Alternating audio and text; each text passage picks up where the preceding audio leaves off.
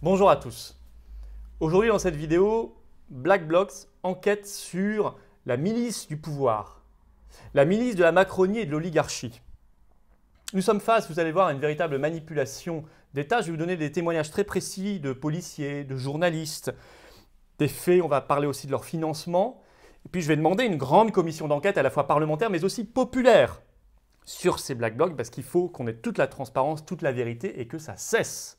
Et que ça cesse.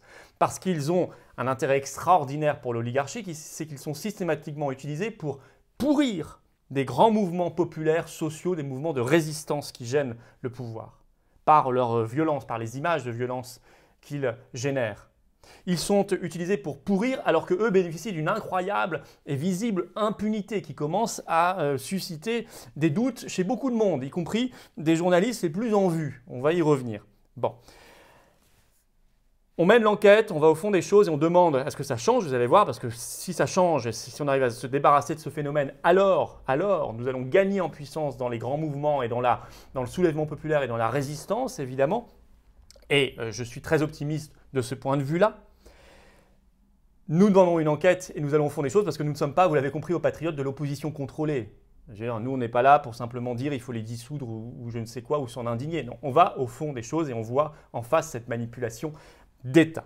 Et d'ailleurs, il faut se mobiliser. Soyez tous présents le samedi 5 décembre, 14h30, à Paris, place Pierre-Laroque, face au ministère de la Santé.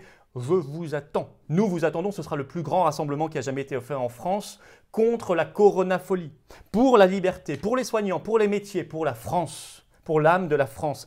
Soyez là. Si vous êtes déjà venus, venez avec une ou deux ou trois personnes de plus. C'est important, très important, de faire le rapport de force, de se mobiliser et vous verrez que tous ensemble, nous allons passer un excellent moment et que nous allons montrer à nos maîtres que nous ne restons pas cloîtrés chez nous derrière notre masque, que nous sommes des hommes et des femmes libres et debout, ce qui est le grand combat des patriotes, la dignité et la France. La liberté des individus, la liberté de la France. C'est notre combat. Prenez-vous aussi votre carte orange. Le lien pour adhérer se trouve en description juste sous la vidéo. Il se trouve également en commentaire épinglé. Et en fin de vidéo, vous pourrez cliquer directement sur l'écran pour pouvoir adhérer aux Patriotes.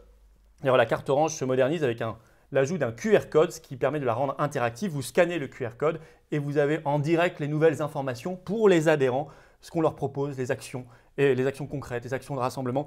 Ça, c'est formidable et c'est une belle nouveauté dans cette carte orange. Je vous attends, ne restez surtout pas seul et n'hésitez plus, nous vous attendons. Bienvenue d'avance aux Patriotes. Alors les Black Blocs, bon, certains nous disent dans l'opposition il faut les dissoudre. Mais non, comme si c'était une association loi 1901 qui avait pignon sur rue. Non, par définition, ils sont sans organigramme, sans appartenance formelle ni hiérarchie. On ne peut pas les dissoudre. Ils sont masqués intégralement. Vous me direz, ça ne change pas beaucoup du reste de la population aujourd'hui puisqu'on nous a tous imposé ce masque délirant. Mais bon, eux, ils sont intégralement masqués. Et je ferme cette parenthèse, masque noir et tout de noir vêtu pour préserver leur anonymat. Et on va voir pourquoi.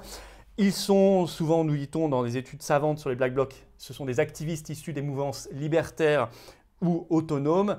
Et ils s'en prennent souvent au symbole de l'État, comme des commissariats, des gendarmeries ou des écoles, ou des symboles du capitalisme comme des agences bancaires par exemple, ou des voitures de luxe, enfin bon, parfois aussi des abribus, donc on ne comprend plus très bien, c'est juste de la casse, on ne comprend plus très bien le symbole. Et ils sont très médiatisés, très connus en France, surtout depuis les Gilets jaunes de 2018, même si on va voir qu'ils sont plus anciens, puisqu'ils seraient nés en Allemagne de l'Ouest, en RFA à l'époque, dans les années 80, plus précisément à l'hiver 1980, à Berlin-Ouest, selon l'historienne Dominique Baquet. Bon.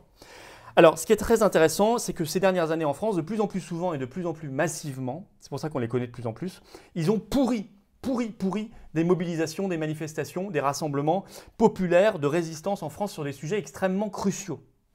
Par exemple, un peu avant les Gilets jaunes, le 1er mai 2018. 1er mai 2018, souvenez-vous, à l'époque, il y avait un grand mouvement, y compris de grève, à la SNCF, contre la libéralisation du service public du rail. Et c'était extrêmement important parce que, en fait, cette libéralisation du rail, elle venait de directives de l'Union européenne, tout simplement. Alors, ça n'était pas dit par les politiques, ni même les chefs syndicaux, ni les médias. Enfin, moi, je le disais à l'époque, mais on était très très rare à faire l'analyse jusqu'au bout. C'était simplement l'application des directives européennes de libéralisation du service public ferroviaire. Donc, c'était important de se mobiliser, à la fois pour le service public et à la fois contre l'Union européenne. Et ce 1er mai 2018, bizarrement, quelques jours avant, des ministres macronistes commencent à dire dans les médias Oui, mais attention, on attend 2000 Black Blocs. Et on se dit, bah tiens, ils sont bien renseignés, donc on doit pouvoir les appréhender avant et ils ne seront pas là. Ben non, le 1er mai 2018, ils étaient bien là. Ils étaient bien 2000. Et ils ont bien tout cassé, et ça fait des images formidables pour les 20h le soir, où on voyait de la casse formidable pour la Macronie. Parce que ça lui a permis de discréditer le mouvement de résistance pour le service public contre l'Union européenne, de salir la cause, et évidemment de dissuader d'autres Français de le rejoindre, parce que y a des Françaises et des Français qui ont peur en voyant ces images de violence, ce qu'on peut parfaitement comprendre. C'était le but. Alors ils étaient notamment sur le pont des Services, je m'en souviens, parce que moi j'ai été dans la manifestation, et je les voyais à quelques centaines de mètres, très nombreux et inquiétants. Nous avons eu ensuite, vous savez, lors de la réforme des retraites, Macron, celle qui veut revenir là, à la demande de l'Union européenne. Alors je me souviens des manifestations du 17 décembre 2019, du 9 et 11 janvier 2020, c'est pas vieux. Il y avait beaucoup de Black Blocs, ce qui fait que le 6 décembre 2019, France Info avait titré ceci, je lutte. Oui, je lutte, mais je cite. C'est pour ça qu'on n'avance pas. Des manifestants s'opposent à la présence de Black Blocs dans les cortèges contre la réforme des retraites. Et ça, c'était le titre de France Info le 6 décembre 2019. L'article évoquant des dizaines d'hommes cagoulés. Donc là, vous voyez, ils ont aussi pourri cette mobilisation contre la réforme des retraites. Même chose le 17 juin 2020, manifestation de soignants juste après le premier déconfinement, il y avait beaucoup de Black Blocs et là aussi des violences. Et là aussi, ils ont pourri une manifestation importante sur les moyens de l'hôpital, les moyens de la santé. On peut citer également, bien sûr, le 28 novembre 2020, tout récemment, grande mobilisation contre la loi sécurité globale, la loi de surveillance générale, et arrivent des Black Blocs et de la casse et de la violence. Et une nouvelle fois, des manifestants, on a vu les images, ont tenté de les dégager du cortège ou de les stopper sans grand succès. Donc on voit bien qu'ils sont toujours là quand il y a des mobilisations qui dérangent profondément l'oligarchie et le pouvoir. Alors ça a entraîné notamment pendant le mouvement des Gilets jaunes, parce qu'ils étaient présents à chaque acte, chaque samedi des Gilets jaunes à partir du 2e, à partir du moment en fait, où le gouvernement a vu qu'il y avait beaucoup de monde, ça a entraîné des doutes de policiers, de journalistes. Et je vais y revenir dans le cadre de cette enquête. En effet, je vous cite un article très important de France Info qui date du 19 mars 2019, suite à un mouvement des Gilets jaunes qui avait eu lieu le samedi 17 mars 2019. Je cite le titre de France Info. « Violence sur les Champs-Élysées, 2 points.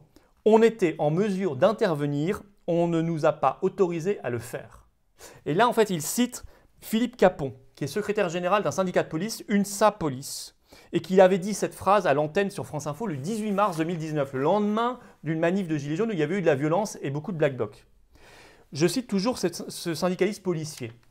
Il dénonce, je cite, « ceux qui ont décidé que ça se passe comme ça et qui n'ont pas donné les instructions. » Il ajoute, « Ils n'ont pas les ordres d'intervenir, ça il faut que la population le sache, c'est un choix. » Il ajoute toujours, « Il y a beaucoup de collègues, donc policiers, qui m'ont appelé, qui m'ont dit « ce n'est pas normal ce qui s'est passé. On était en mesure d'intervenir, on n'y a pas été autorisé. » Le même jour sur France Info, un universitaire ajoute qu'effectivement le gouvernement a peut-être laissé faire les Black Blocs, les a laissés entrer et pourrir ce cortège de Gilets jaunes, pour à l'époque faire pression sur le Conseil constitutionnel qui devait valider une loi anti-casseurs qui était pourtant très critiquée à ce moment-là par le défenseur des droits et par l'ONU. Ça ressemble furieusement, vous voyez bien, hein, à la situation sur la loi sécurité globale en cette fin d'année 2020, où on a la même chose, une loi critiquée par l'ONU, par le défenseur des droits et beaucoup de monde, et justement une manifestation qui dégénère parce qu'il y a beaucoup de Black Blocs qui arrivent avec la casse et la violence. On reproduit exactement le même schéma.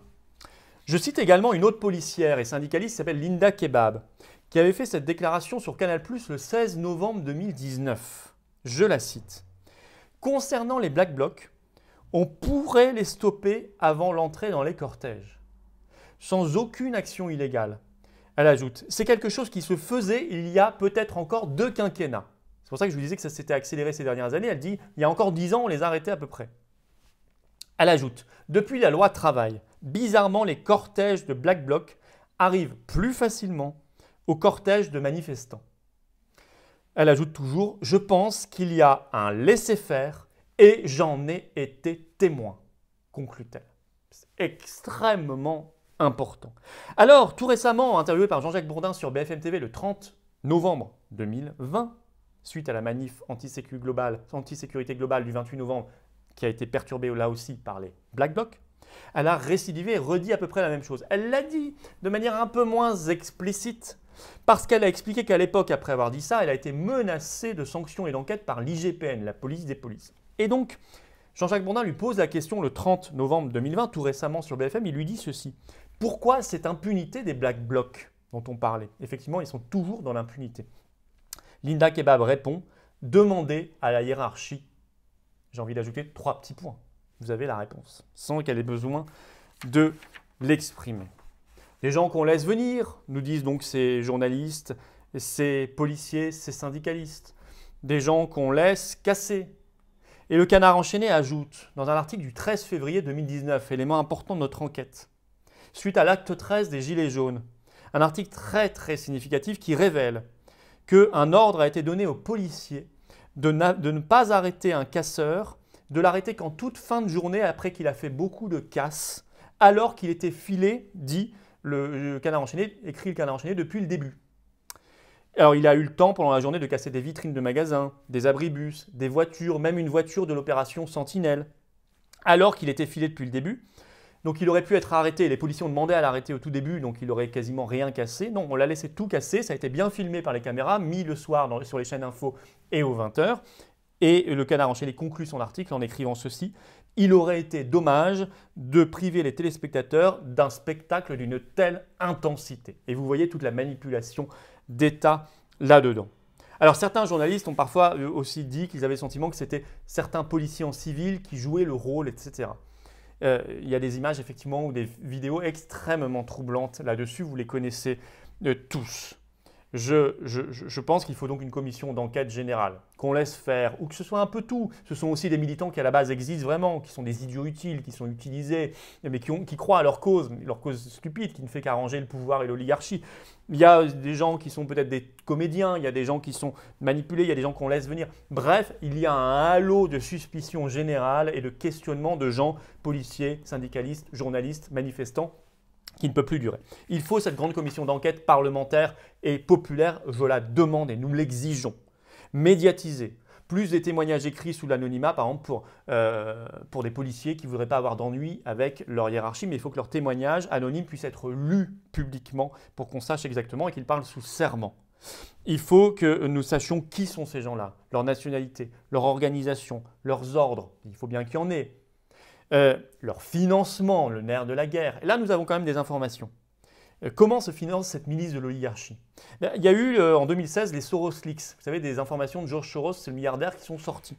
Et on avait vu à ce moment-là qu'il finançait le mouvement No Borders, qui existe depuis 1999, qui est très actif notamment à Calais et ailleurs, qui milite pour l'immigration généralisée et qui est très lié à ces mouvances autonomes, libertaires, Black Bloc. Et là, on a su de manière officielle à partir de 2016 que Soros les finançait. Donc il y a du financement Soros.